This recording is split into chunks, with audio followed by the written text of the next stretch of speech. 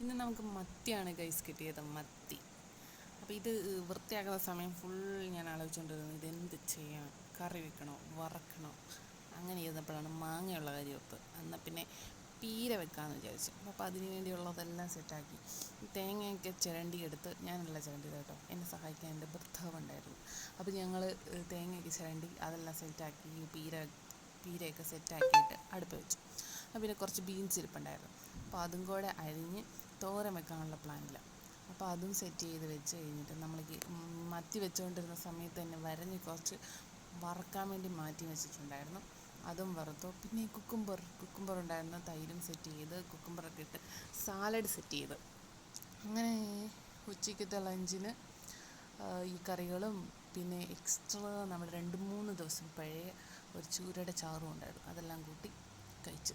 അപ്പോൾ happy lunch. ഇന്ന് ഇത്രയേ ഉള്ളൂ. ബായ്.